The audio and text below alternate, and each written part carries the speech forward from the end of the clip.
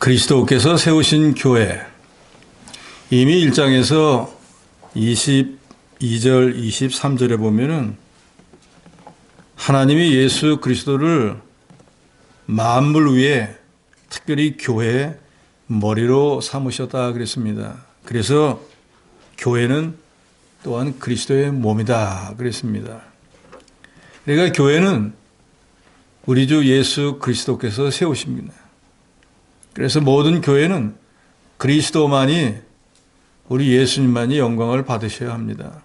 바울은 여기 에베소서 2장에서 우리가 지금 읽은 1절에서 10절까지는 하나님의 은혜로 성도가 구원받은 것이 얼마나 감사한 것인 것을 거기 자세하게 기록하고, 성도는 예수 그리스도를 믿음으로 어떻게 변화가 되었는가에 대해서 알고, 그 변화된 몸을 가지고 이제는 그리스도의 몸이 된 교회를 위해서, 또 우리는 하나님의 성전이 되었기 때문에 그리스도의 몸을 점점 하나님의 성전으로 지어나가는 일에 일비지력을 담당해야 된다 하는 것이 여기 2장의 주된 내용입니다. 그래서 1절에서 10절까지는 모든 성도는 하나님의 은혜로 구원받았다는 것을 기록하고 있습니다. 특별히 1절로 3절에 보면은 예수 믿기 이전의 성도들의 상태가 어떠했는가에 대해서 기록을 하고 있습니다. 1절에 보면 그는 허물과 죄로 죽었던 너희를 살리셨도다 그랬습니다. 예수 그리스도는 허물과 죄로 인해서 죽었던 저와 여러분을 살리셨습니다. 죄라고 하는 것은 세상의 일반적인 죄를 말합니다. 법에 규정되어 있는 것을 어기면 그게 죄가 되겠죠. 그런데 허물이라고 하는 것은 죄는 되지 않는데, 그러니까 보편적으로는 죄라고 인정하지 않는데, 그래도 죄는 되지 않지만 그 사람에게 있어서 그것이 과오와 결함이 되는 것입니다. 그런데 하나님 앞에서는 죄뿐만이 아니라 허물도 또 죄가 됩니다. 우리가 잘 알듯이 죄에는 원죄와 본죄가 있고, 또 원죄에도 정죄와 유전죄가 있습니다. 정죄는 아담이 선악과를 따먹기 때문에 너는 죄인이야 하고 죄인으로 정함을 받은 게 정죄다 그 말입니다. 그래서 아담이 인류의 대표로서 하나님과 약속을 어겼기 때문에 이제 아담의 모든 후손들은 다 정죄를 받게 되어 있습니다. 대표 선수가 경기에 나가서 지면은 나가지 않은 그 백성들도 다 진 거와 똑같은 그런 원리, 즉 대표성의 원리입니다. 그래서 이제 육신의 방법으로 세상에 오는 모든 방법들은, 후손들은 다 죄를 정함을 받고 그것이 유전이 되어서, 죄가 유전되어서 옵니다. 그래서 갓난아이가 세상을 물정도 모르는데 무슨 죄가 있겠어요. 그러나 이미 우리의 조상이 정죄받은 그 죄가 유전이 되어서 누구든지 그 유전적인 죄를 가지고 난다 그 말입니다. 그러니까 세상 물정을 몰라도 나면서부터도 그 아이도 유전죄를 가지고 있는 것입니다. 그래서 시편 기자는 시편 51편 5절에 보면은 내가 죄악 중에 출생하였으며 모친이 죄 중에 나를 잉태하였나이다 라고 말합니다. 모친도 죄인이고 그 죄인을 통해서 세상에 온 나도 결국 죄인이다라는 것을 말하고 있습니다. 아담이 하나님과의 약속을 어기고 이 약속이 파기되는 그 순간에 아담의 영혼은 죽은 상태가 되어버렸습니다. 영혼이 죽었다는 영혼이 없다는 게 아닙니다. 영혼은 있지만 영혼의 기능이 상실되었다 그 말이에요. 영혼의 기능이 상실되니까 하나님이 누군지도 모르고 말씀도 깨닫지 못하고 선과 악도 제대로 구분하지 못하게 돼요. 그러니까 하나님과의 모든 관계가 단절이 되어버립니다. 말씀을 들을 수도 없고 하나님을 뵐 수도 없고, 그러니까 세상 불신자와 똑같이 이 세상에만 소망을 두고 살 수밖에 없는 거예요. 똑같은 눈이 있지만 내세를 볼 수가 없고 하나님의 말씀을 들을 수가 없으니까요. 즉 생명이 되시는 하나님과 관계가 단절된, 그게 바로 영혼이 죽은 것이고, 이 죽은 영혼은 예수님이 말씀하신 대로 물과 성령으로 거듭나지 않으면 다시는 영원히 중생할 수가 없습니다.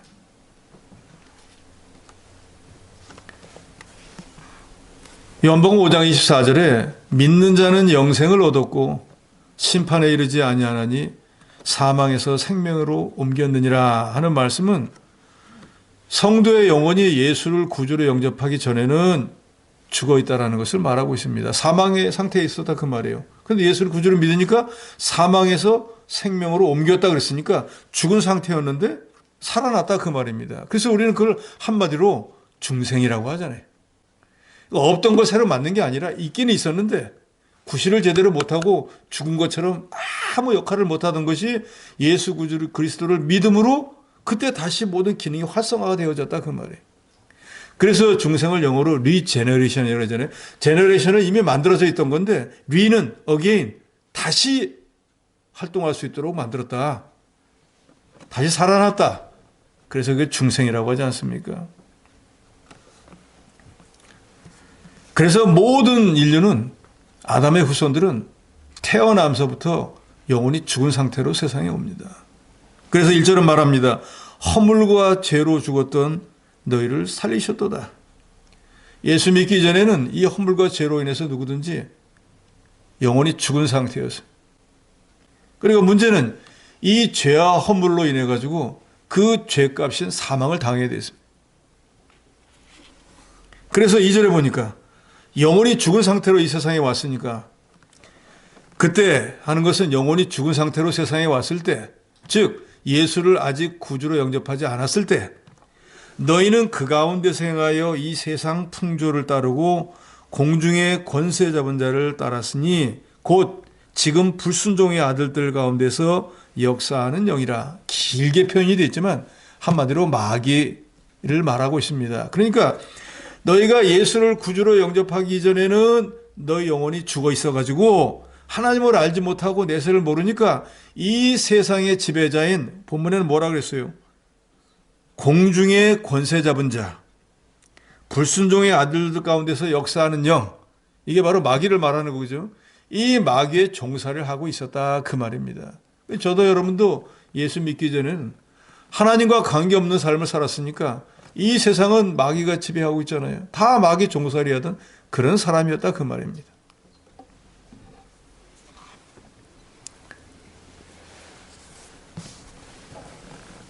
예수 믿기 전에는 그래서 누구든지 이 타락한 부패한 심성을 따라서 마귀의 종살이 할 수밖에 없습니다.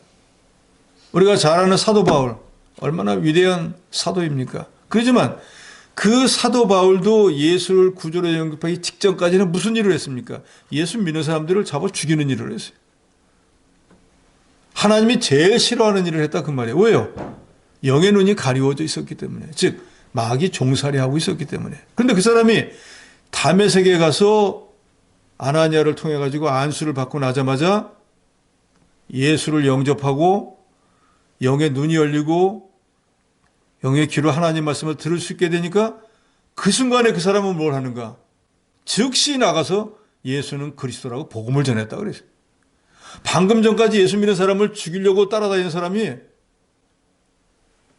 예수를 영접하고 나니까 정반대가 돼버렸다 그 말이에요. 그러니까 아무리 위대한 사도 바울이라고 할지라도 예수를 영접하기 전에는 공중의 권세 잡은 자, 불순종의 아들 가운데서 역사하는 마귀의 종살이를 할 수밖에 없었던 그런 존재였다. 제가 지금 말씀드리는 건 예수 믿기 이전에 모든 성도들의 상태를 말하는 거예요.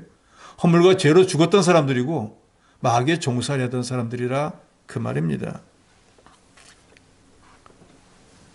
뿐만 아니라 3절에 보면 전에는 우리도 다 그 가운데서 우리 육체의 욕심을 따라 지내며 육체와 마음에 원하는 것을 하여 다른 이들과 같이 본질상 진노의 자녀였다 그랬습니다. 내세가 뭔지 하나님이 뭔지 하나님이 우리에게 원하는 게 뭔지 모르니까 그저 이 땅에서 잘 되면 되는 거예요. 잘 먹고 잘 살고 남보다 출세하면 되는 거예요. 그러니까 그 일을 하려고 하니까 남을 앞서려고 하면은 선한 방법은 안 되잖아요. 그러니까 이런저런 악한 방법도 쓰고 세상에서 법률을 어기고 하나님이 원하시지 않는 방법을 통해서도 잘 되려고 하는 그래서 본질상 하나님 볼 때는 이건 하나님의 진노를 받을 수밖에 없는 그런 자들이었다 그 말이에요. 그러니까 실제로 저와 여러분도 예수 믿기 전에는 조상이 물려준 죄로 인한 또 우리의 허물로 또 마귀 종살이 하면서 육신의 욕심만 따라 살았기 때문에 결국 그 모든 것이 죄였으니까 그 죄의 값으로 사망에 처해져서 지옥에 갈 수밖에 없었던 그런 존재였다 그 말입니다. 그런데 1절에 보면은 살리셨나니 하는 말은 예수 그리스도를 구주로 믿음으로 죄와 허물 가운데서 살리시고 마귀 종살이던 자에서 하나님이 해방시켜 주시고 육신의 욕심을 따라 사는 자에서 하나님을 위해 하나님을 섬기는 자로 변화시켜 주었다는 거예요. 그게 바로 4절에서부터 설명하고 있죠. 긍휼이 풍성하신 하나님이 우리를 사랑하신 그 큰 사랑을 인하여 허물로 죽은 우리를 그리스도와 함께 살리셨고 그랬습니다.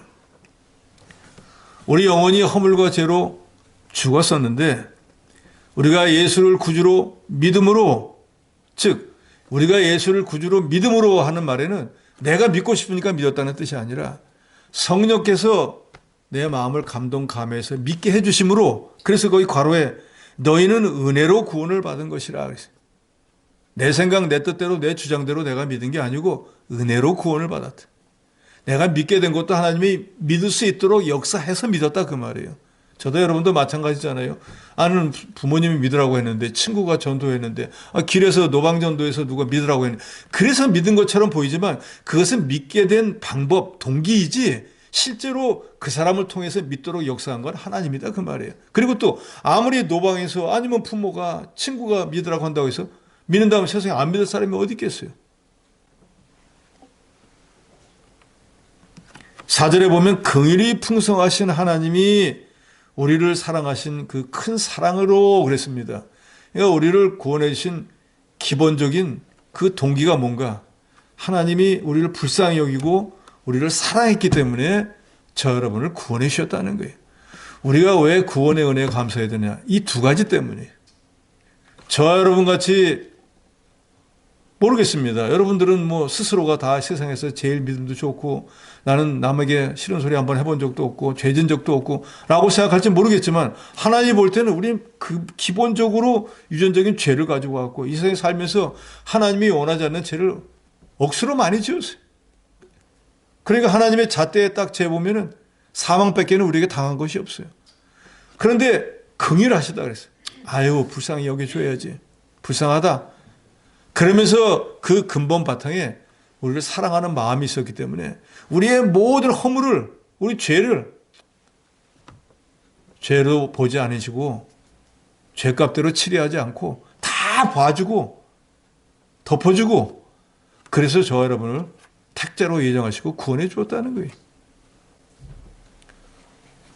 우리가 주변에 자녀나 아니면 친구나 뭐 여러 사람들 가운데 어떤 허물이 보이면 몇 번 해주다가 한 3번 하지만 더 이상은 못 하잖아요.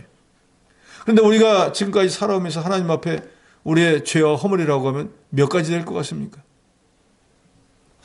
세기도 어려울 거예요. 너무 많아서.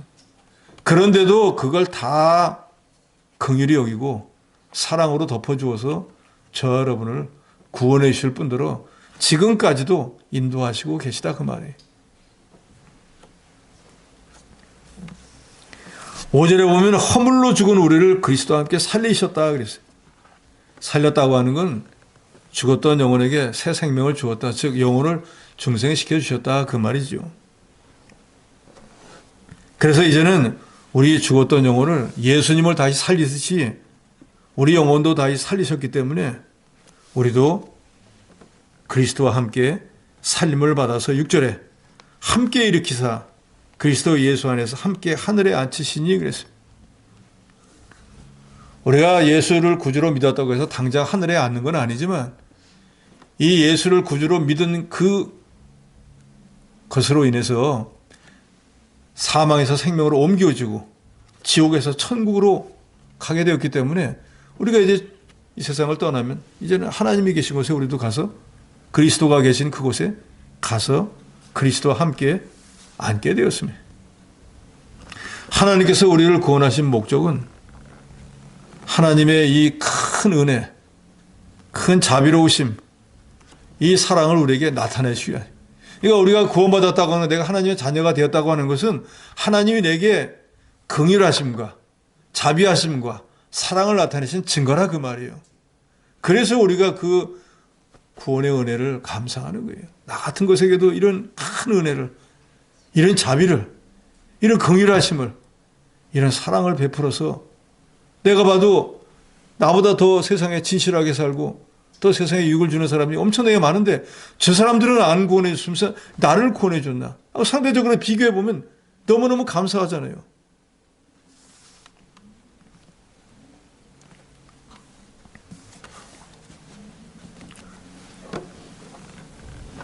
(7절에) 이는 그리스도 예수 안에서 우리에게 자비하심으로써 그 은혜의 지극히 풍성함을 오는 여러 세대에 나타내려 하심이라. 즉 우리를 구원하신 그걸 통해서 하나님은 이렇게 자비로우시고 이렇게 은혜로우시고 불쌍히 여기시는 분이고 사랑이 풍성하신 분인 걸 나타내는 거예요. 그러니까 저 여러분을 구원하는 그 모든 목적이 바로 그것이라 그 말이에요. 그래서 세상 불신자들이 볼 때 야, 저 사람도 구원을 받았네, 저 사람도 성도가 되었네, 교회 집사가 되었네, 이야 하나님이 대단하시구나 하는 걸 드러낸다 그 말이에요.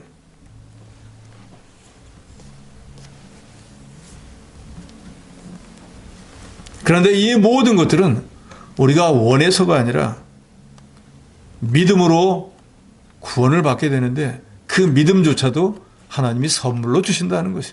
즉 구원은 우리 인간이 부모가 자녀에게, 친한 친구에게, 뭐 상사가 아랫사람에게 나눠주는 그런 것이 아니고 오직 자비로우시고 은혜로우시고 긍휼히 여기고 사랑이 한량없으신 하나님이 선물로 주시는 것이라. 8절에 너희는 그 은혜에 의하여 믿음으로 말미암아 구원을 받았으니 이것은 너에게 난 것이 아니고 하나님의 선물이라. 하나님의 은혜로 예수 그리스도를 믿게 되어서 우리가 구원을 받았다 그 말입니다.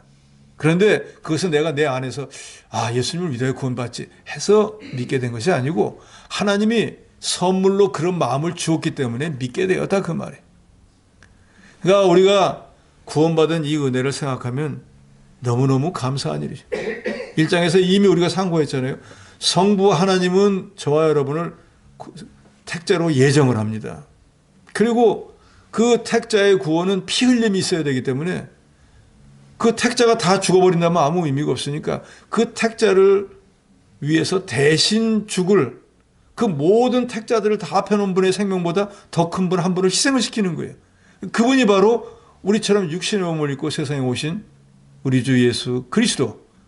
그분이 십자가에서 우리 대신 대속의 죽음을 죽어주고 우리는 예수님이 내 죄 때문에 대신 죽었다고 믿기만 하면 내가 죽은 것처럼 여기서 내 죄를 사해 주시고 오늘 본문에 있는 말씀처럼 죽었던 영혼을 다시 살리시고 그래서 하나님의 자녀가 되는 권세를 주도록 하십니다. 그런데 이 모든 것들이 우리가 전도의 내용이 바로 그거잖아요. 이 말을 전한다고 해서 누구나 다 믿는 게 아니에요. 어떤 사람은 허탄한 소리 한다고 하고 말도 안 되는 소리라고 하고 또 어떤 사람은 그 말을 그대로 믿고 하나님의 자녀가 되기도 합니다. 여기에 바로 선물로 믿음을 주신다는 것은 성령께서 그 말씀에 믿어지게 한다는 거예요. 이게 바로 선물이라고 해요. 어떤 사람은 주고 어떤 사람은 안 주니까 선물은 뇌물은 돈을 주고 자기의 원하는 걸 위해서 자기 갖다 바치는 거지만 선물은 주는 사람이 자기 마음대로 주는 거예요. 이 사람에게 줄 수도 있고 저 사람에게 줄 수도 있고 어떤 사람이 아무리 달라고 해도 그 선물을 주는 사람이 주고 싶은 마음이 있으면 안 주는 거예요. 즉 믿음은 이와 같다 그 말이에요.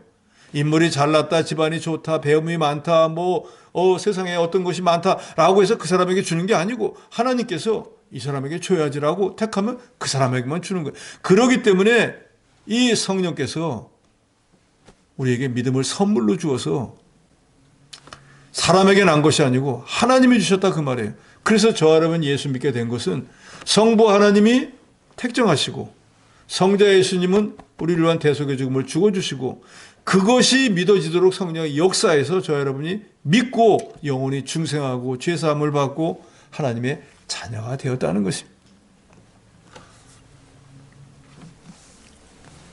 9절에 행위에서 난 것이 아니니 이는 누구든지 자랑하지 못하게 함이라. 하나님이 믿음을 선물로 주어서 저와 여러분 예수를 구주로 믿게 되었기 때문에 누구도 나는 내가 믿고 싶어서 믿었다라고 자랑하지 못한다 그 말이에요. 우리 어머니가 믿으라고 해서 나는 믿은 거야. 우리 어머니가 구세주야라고 말 못한다는 거예요. 모든 것이 하나님의 은혜이기 때문에. 그러잖아요. 예를 들어가지고 제가 아는 어느 나이 많은 권사님은 참 믿음은 좋고 한데 평생 소원이 그 아들 예배당으로 인도하는 건데 만나기만 해도 그 얘기해도 다른 얘기는 다 들어도 그 얘기는 절대 안 들어줘요. 이게 어떻게 된 일이에요? 세상만 해도 이런 말도 있잖아요. 죽은 사람 소원도 들어준다. 그러니까 살아있는 자기 어머니가 예배당 한번 가자면 그거 들어줘야 될 거 아니에요. 다른 거는 다 들어줘. 세상 효자 그런 효자가 없어요. 그런데 그것만 안 들어줘요. 왜 그럴까요? 하나님께서 그 사람의 마음을 그렇게 지금 강팍하게 만들고 있기 때문에 그 사람 마음을 들어주고 싶어도 안 되는 거예요. 그러니까 저와 여러분은 이 복음의 말씀을 들었을 때 그게 누굴 통해서 들었든 간에 그 말씀이 믿어지고 그 말씀이 믿어져서 예수 믿게 한 이것이 얼마나 큰 선물이고 얼마나 감사한 일인가. 그 강팍해갖고 못 믿는 사람에 대하면 나는 이거 너무 수월히 믿었나라고 생각할 게 아니라 이렇게 수월히 믿게 된 게 얼마나 감사한가 라고 생각을 해야 됩니다. 드릴 말씀은 아니지만 우리 집사람이 먼저 예수를 영접하고 그게 너무 좋으니까 저한테도 예수 믿어야 된다고 하는데 얼마나 완강히 부인을 몇 년을 했는지 몰라요. 그때는 믿고 싶은 생각이 없었거든요. 내 생각이 아니라 내가 믿어야겠다가 아니라 그런 마음이 들지도 않았어요. 오히려 억하심정만 더 생기는 거예요. 그런데 어느 때인가 갑자기 마음속에서 가야 되지 않나? 하는 생각이 들더라 그 말이에요. 그건 내 마음은 내 뜻이 아니야. 그동안은 왜 안 그러고 있었어요? 그런데 어느 때인가 하나님이 역사하니까 우리 집사람이 가자고 부탁 안 해도 가야겠다 해가지고 주의 손에 이끌려서 나와서 지금까지 있지 않습니까? 제가 제 자신을 돌아보다 내 마음대로 된 게 하나도 없어요. 그러니까 이 구원이라고 하는 것은 오직 하나님의 선물이. 그래서 우리가 이 구원의 은혜를 너무너무 감사하는 거예요. 내가 그 구원에 뭐 요만큼이라도 공헌한 게 있다든지 뭔가 내가 그래도 이 구원을 받기 위해서 어떤 노력한 게 조금이라도 인정받을 만한 게 있다고 하면은 그래도 나는 내놓을 게 있지만 오늘 본문에 말하잖아요. 행위에서 난 것이 아니기 때문에 누구도 자랑하지 못합니다. 그러니까 우리가 감사하지만 이 구원받은 은혜를 이 세상 무엇보다도 감사히 여기셔야 합니다. 그래서 하박국 선지자는 말하잖아요. 하박국 선지자가 말하는 건 뭐예요? 세상에 다 자기들이 갖기를 원하는 거 있잖아요. 그런 거 없다고 할지라도 하나님이 우리 아버지신 것과 내가 구원받은 은혜 이것만 생각해도 나는 지금 육신할 게 다 없어져도 나는 어떻게 한다 그러죠? 예? 기뻐하고 즐거워하고 결국 감사한다는 얘기잖아요. 우리도 바로 그런 구속의 은혜를 깨달아야 됩니다. 그래서 하나님의 교회 무슨 일을 하든 그 구속의 은혜가 바탕이 돼서 해야 됩니다. 연보를 하든 찬양을 하든 예배를 드리든 봉사를 하든 모든 곳에 나 같은 걸 구원해 주셨는데 그래서 이 교회의 머리가 되시고 이 교회의 몸이 되시는 주님을 위해서 내가 무엇이라도 좀 해야지. 그래서 봉사도 하고 모든 하나님의 일을 해야지 무언가를 반대급부를 받기 위해서 이미 우리가 받은 이 구속의 은혜가 너무너무 큽니다. 우리 생명을 주님께 드린다고 해도 갚을 수가 없어요.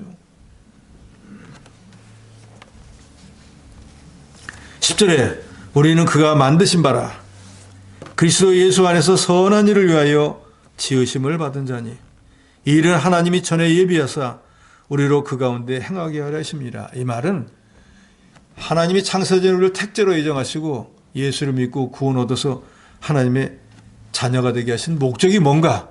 그것은 10절에 있는 것처럼 그리스도 예수 안에서 어떤 일을 위하여서요? 선한 일을 위해서. 즉 모든 성도들은 선한 일, 하나님을 위한 일을 하기 위해서 하나님이 택하시고 예수님은 대신 죽어주시고 성령을 믿게 해서 우리가 하나님의 자녀가 되고 하나님의 교회의 지체가 되었다는 것입니다. 모든 성도 여러분들은 하나님의 은혜를 깨닫고 하나님의 사랑을 깨닫고 우리를 위해서 이렇게 주님을 희생하면서까지 구원해 주신 그 주님 은혜를 깨닫고 주님을 위한 선한 일, 하나님의 일을 하는 사람이 돼야 된다는 거예요. 이것은 오늘 본문 제일 마지막에도 나옵니다. 22절에 보면 너희도 성령 안에서 하나님이 거하실 처소가 되기 위하여 그리스도 예수 안에서 함께 지어져 가느니라. 그래서 우리가 예수를 그리스도로 믿으면 성령이 우리 안에 거하시면서 우리 이 몸도 주님이 거하시는 성전이 된다 그랬잖아요. 근데 우리가 지금 예배드리고 있는 이 성전, 또 교회라고 하는 말 자체가 예수를 그리스도로 믿는 사람들의 모임, 그게 바로 교회인 거예요. 그런데 이 교회의 머리가 누구입니까? 우리를 구원하신 우리 주 예수 그리스도이고, 우리가 이렇게 모이는 이 교회의 몸은 또 누군가? 바로 예수 그리스도예요. 그래서 우리는 우리 예수 그리스도의 몸을 점점 튼튼하게, 더 크게, 더 키가 높게, 깊이가 깊게 만들어 나갈 일을 우리 개인 성도들이 해 나가야 될 일이라 그 말이에요. 그러면서 10절에 우리를 구원해 주신 근본적인 목적은 뭔가? 선한 일을 하기 위한 건데, 선한 일은 무슨 선한 일을 하는가? 그 대표적인 게 바로 22절, 23절인 것처럼 성전이 지어져 나가는 것처럼 우리 영적 성전이 점점 지어져 나가서 구원을 이루어 나가야 된다, 그 말입니다. 그것이 바로 하나님의 교회가 세워져 나가는 것이고, 하나님의 성전이 점점 확장되어져 나가는 것이고, 우리가 이 그리스도 구속의 은혜를 깨닫고 구원을 점점 이루어 나가기 위해서 우리 영적 성전을 점점 지어져 나가면 그 사람은 분명히 그리스도의 구속의 은혜를 깨닫고 감사함으로 주님이 원하는 일이 무엇인지 그 일을 하려고 애쓸 거예요. 그러면 주님이 우리에게 주신 지상명령은 뭡니까? 땅끝까지 가서 복음을 전하라 하는 그 전도의 사명을 받을 때, 아유, 난 딴 건 다 해도 이거 못하겠어 라는 말을 못해요. 나 같은 것을 구원해서 전도를 통해서 나를 구원했으니까 나도 아직 하나님을 모르고 죽어가는 영혼을 어떻게든 내가 살려야지 하고 전도하는 일에 나설 거라 그 말이에요.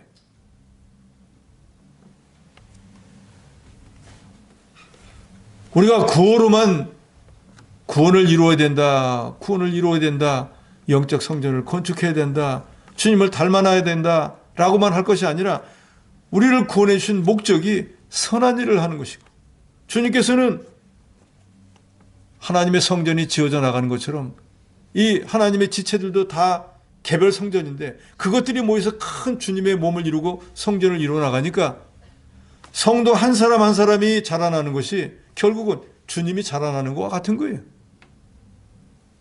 세상의 모든 미물들은 씨를 뿌리면은 때가 되면은 싹이 나고, 죽지 않은 경우에는, 생명이 있는 경우에는 싹이 나면은 줄기가 나고 잎이 나고 그 다음에 자라나가지고 그 종자에 합당한 열매를 맺게 되어 있습니다. 죽은 씨가 아닌 바에는. 이것은 아주 엄연한 이치예요. 우리 모든 성도들도 마찬가지. 주님이 우리를 위한 부활의 첫 열매가 되었기 때문에 우리는 예수 그리스도를 믿음으로 부활하게 되었어요. 내가 부활하고 싶든 부활할 마음이 없든지 간에 주님이 부활했기 때문에 주님에게 접붙이던 우리는 무조건 부활합니다.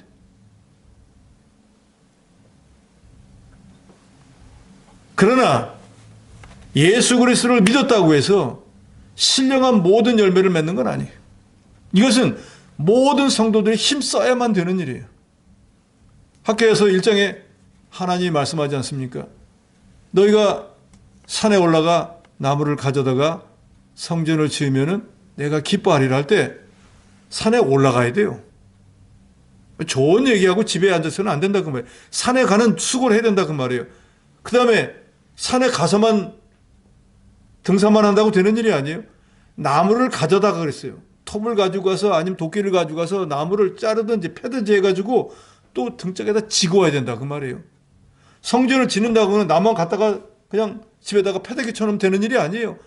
성전을 짓기 위해서 제목으로 만들고 세우고 하는 수고가 있어야 된다 그 말이에요. 그러니까 성전을 세운다는 건 어마어마한 수고와 노력이 필요한 거예요.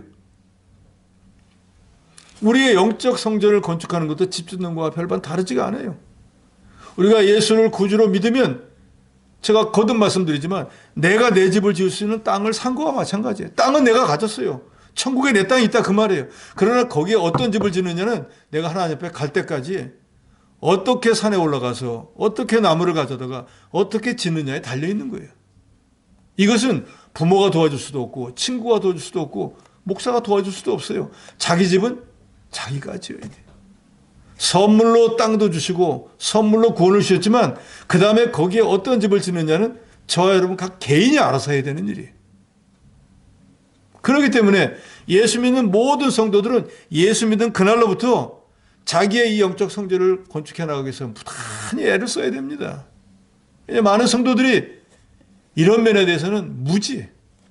예수 믿었으면 이제 천국 가는 거지 하면 그걸로 끝인 거예요. 그걸로 끝이 아닙니다. 만약에 그런다고 하면 우리가 육신을 가지고 살면서 우리 자녀들에게 공부 열심히 할 필요 없다. 어차피 죽을 때는 뭐 땅 한 평도 안 되는데 묻히는데 밥 한 끼 먹으면 되지 꼭 갈비 먹어야 되냐. 높은 자리에 올라가면 뭐하냐. 머리만 아픈데 대충 살아라. 다 그렇게 얘기되지 않습니까? 그렇잖아요. 갈비 먹는 사람도 자기 수명까지 살고 그냥 쌀밥 먹는 사람도 살다가 가요. 대통령 한 사람도 자기 수명 가고 그냥 일반 평민을 살아도 가기 마찬가지예요. 그럼 굳이 어려운 그 공부해가면서 그 높은 자리에 올라가려고 애쓸 필요가 뭐가 있겠어요. 그런데 세상 부모들은 다 어떻게 합니까? 공부 열심히 해라. 출세해야 된다. 남들보다 잘 살아야 된다. 다 그러지 않습니까? 왜 그래요? 남들보다 더 뛰어나고 더 잘 되고 싶어서 그런 거 아닙니까?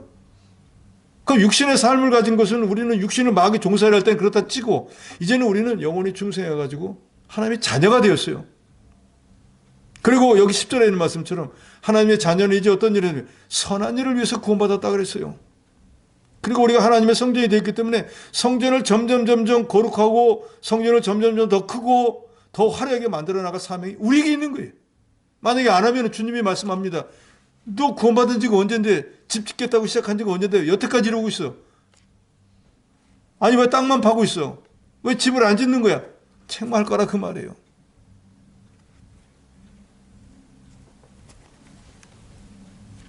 세상에도 그렇지 않습니까?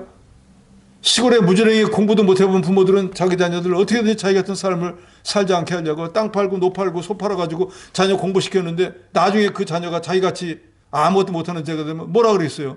내가 너 위해 가지고 뭘 했는데 지금 이렇게 했냐? 책망하지 않겠어요? 우리 주님도 지금까지 저와 여러분이 살아오면서 예수를 구주로 믿은 그날로부터 우리에게 여러 가지 신령한 은사와 여러 가지 은혜와 여러 가지 모든 것들을 다 베풀어 주었어요. 그 목적은 뭐예요? 우리 개인의 영적 성전을 잘 건축하라는 거예요. 구원을 잘 이루라는 거예요. 그러니까 예수님 말씀하시잖아요. 많이 맡은 자에게는 많이 달라고 할 것이니라 그랬어요. 하나님께 받은 게 많은 사람은 하나님께서 요구하시는 것도 많은 걸 알아야 됩니다. 세상에 오래 사는 게 문제가 아니고 신앙생활 오래 한 게 문제가 아니라 오래 했다고 하면 오래 한 것만큼 가치를 주님께 되돌려 드릴 수 있어야 된다 그 말이에요. 10년 한 사람과 50년 한 사람은 달라야 되지 않겠습니까? 10년 한 사람이 50년 한 사람하고 비교가 되겠어요? 그런데 주님이 보실 때는 똑같다고 하면 이건 무슨 문제인 거예요?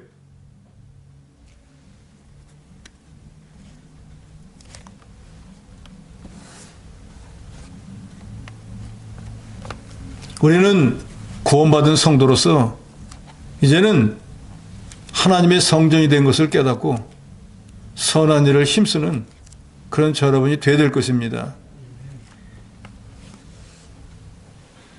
여기 11절로부터 19절까지는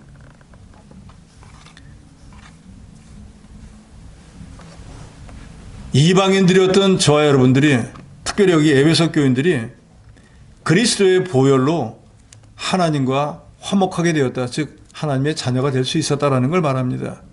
그래서 여기는 우리가 너무나 잘 아는 구절들이 있죠. 11절에 보면 11절 12절을 같이 읽도록 합니다. 11절 12절입니다. 시작. 그러므로 생각하라. 너희는 그때 육체로는 이방인이요 손으로 육체에 향한 할례를 받은 무리라 칭하는 자들로부터 할례를 받지 않은 무리라 칭함을 받는 자들이라. 그때 너희는 그리스도 밖에 있었고 이스라엘 나라 밖의 사람이라. 약속의 언약들에 대하여는 의인이요 세상에서는 소망이 없고 하나님도 없는 자이더니. 약속의 소망에 대해서는 외인이죠. 약속이 뭔지도 모르는 사람이에요. 세상에서는 그저 이 땅에서만 살다가 죽으면 그만이니까 소망도 없었고 하나님이 누구인지 알지도 못하고 믿을 수도 없었고 그래서 모든 택자들을 구원해 주는 그리스도 밖에 있었던 사람. 즉 지금 예수 믿는 성도들도 과거에는 다 이와 같았고 에베소 교인도 그와 같았다. 그런데 13절에 보니까 이제는 전에 멀리 있던 너희가 그리스도 예수 안에서 그리스도의 피로 가까워졌느니라. 즉 예수 그리스도의 보혈 십자가 구속을 믿음으로 하나님의 자녀가 되었다 그 말이에요. 그래서 14절에 그리스도는 우리의 화평이신지라 둘로 하나를 만들어 원수된 것고 중간에 막힌 담을 자기 육체로 하시고 법조문으로 된 계명의 율법을 폐하셨으니 이는 이 둘로 자기 안에서 한 세 사람을 지어 화평하게 하시고 16절 또 십자가로 이 둘을 한 몸으로 하나님과 화목하게 하려 하심이라 원수된 것을 십자가로 소멸하셨다 그랬습니다. 예수님이 세상에 오신 목적은 십자가에서 택자를 위한 대속의 죽음을 죽으셔서 이방인이 되었든 유대인이 되었든 누구든지 이것을 믿기만 하면 하나님과 원수된 자리에서 이제는 화목하게 되고 하나님의 자녀가 된다는 것을 말씀하고 있습니다. 한마디로 예수 그리스도를 믿으면 유대인이 되었든지 헬라인이 되었든지 누구든지 하나님의 자녀가 되는데 에베소인들이 바로 그와 같이 변화된 성도들이라는 걸 말하고 있습니다.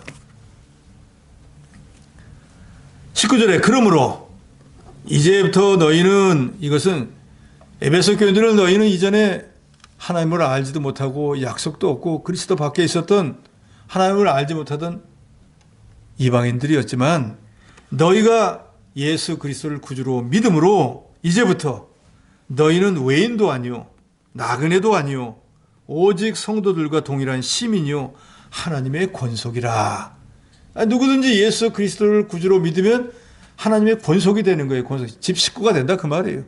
그러니까 저와 여러분이 예수를 구주로 믿고 하나님의 집안 식구가 되었다. 우리가 어떻게 하나님 집안에 들어갈 수 있습니까? 그런데 예수 그리스도를 믿음으로 내가 예수를 만난 적도 없고 본 적도 없지만 예수님이 내 죄 때문에 십자가에 필려 죽었다는 것, 죄와 사함을 이고 사흘 만에 부활했다는 그 두 가지 믿는 그것 때문에 하나님이 우리 집 식구로 인정해 줄게 하고 하나님의 권속이 되게 해주셨다. 바로 저와 여러분이 하나님의 권속이다 그 말입니다. 어느 유명한 큰 부자 회장에 내가 너 양아들로 삼아줄게. 그래도 뭐 그 엄청난 복이잖아요. 그 사람이 가지고 있는 모든 혜택을 막 누릴 거 아니에요. 그런데 이 천지 모든 만물을 만드시고 홀로 인생의 모든 걸 주관하는 하나님이 우리 집 식구해 해서 저와 여러분이 지금 하나님 식구로 인정을 받았다 그 말이에요. 행복하십니까? 불행하십니까? 예? 우리가 하나님 집의 식구라니까요. 모든 것을 가지시고 능력이 무한하신 그 하나님이 우리 아버지이고 우리가 그 자녀가 되었다 그 말입니다. 그러니까 아무리 여러 가지 시험이 있고 힘든 일이 있다고 해도 죽을 상 하지 마세요. 아버지한테 가서 달라고 요청을 하세요. 아버지, 제가 요새 어렵습니다. 이 문제 제가 해결을 못하겠어요. 아니, 아버지를 두고 아버지는 안 찾고 딴 데 백날 찾아다니면 뭐 하겠어요. 우리가 지금 어떻게 구원을 받았으며 우리 아버지가 누구인가를 저와 여러분이 분명히 아셔야 돼요. 과거에 우리는 마귀 종살이 하던 하나님과 전혀 관계가 없는 사람이었지만 오직 우리 주 예수 그리스도를 하나님이 믿을 수 있는 믿음 선물을 주신 바람에 우리가 예수를 구주로 믿고 오늘날 하나님의 자녀 성도가 되었습니다.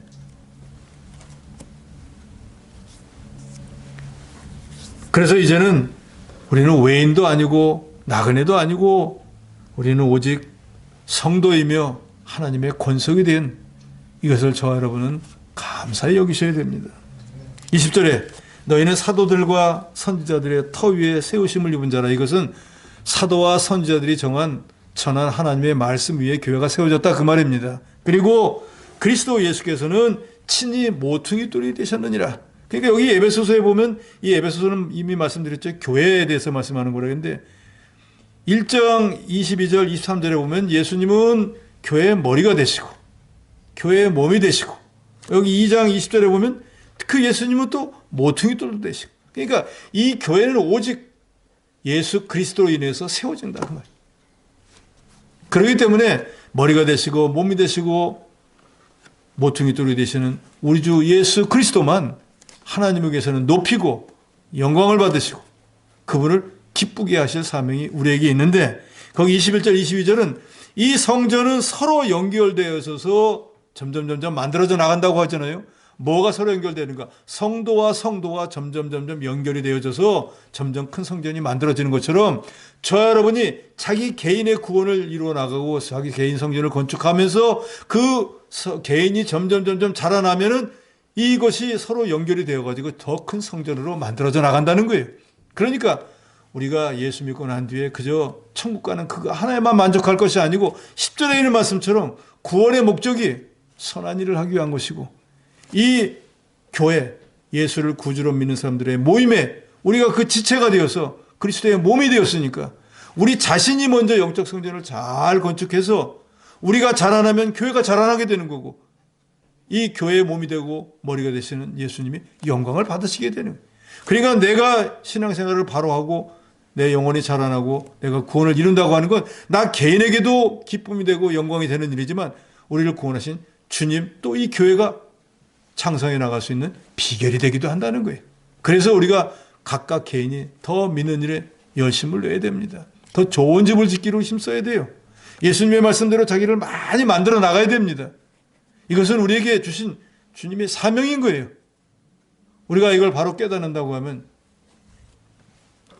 하나님의 교회에서 우리가 무엇을 해야 될 것인지, 우리의 존재는 무엇인지, 우리를 구원하시기 위해서 우리 주님은 우리를 위해서 어떤 희생을 하셨는지를 정말로 깨닫고 감사함으로 믿음으로 우리가 하나님의 일을 감당할 것입니다. 예수 믿는 성도는 성전이라고 고린도서 3장 16절에 말씀하고 있습니다. 성전된 성도가 서로 연결되어서 큰 성전이 만들어지는 것입니다. 그러니까 성전의 각 부분을 맡은 저와 여러분은 자기 책임을 잘 감당해 나가면 다른 거 생각할 것도 없이 이 성전이 점점 더 잘 건축이 되어져 나가는 거예요. 그러니까 예수 그리스도로 말미암아 구속의 은혜로 말미암아 저 여러분이 구원을 얻었고 영생을 얻었고 하나님의 자녀, 하나님의 권속이 되었습니다. 우리는 예수 그리스도 안에서, 성령 안에서, 예수 안에서 하나님의 성전이 되어가고 있습니다. 우리가 받은 구원의 은혜는 오직 예수 그리스도로 말미암아 받은 것입니다. 유대인들도 이방인들도 예수 그리스도 안에서 그리스도의 피로 말미암아, 그 피를 믿음으로 말미암아 하나님과 화목하게 되어 하나님의 권속이 되었습니다. 이제 하나님과 원수되었던 자리에서 하나님의 자녀가 된 저와 여러분은 이 하나님의 구속의 은혜를 감사히 여기고 우리를 구원해 주신 목적대로 하나님을 기쁘시게 하는 선한 일, 하나님의 일, 특별히 오늘 본문에서 영적 성전을 잘 지어나가는 일을 감당해서 구원해 주신 목적대로 하나님께 영광을 돌리고 하나님을 기쁘시게 하는 그런 저 여러분이 되어야 되겠습니다.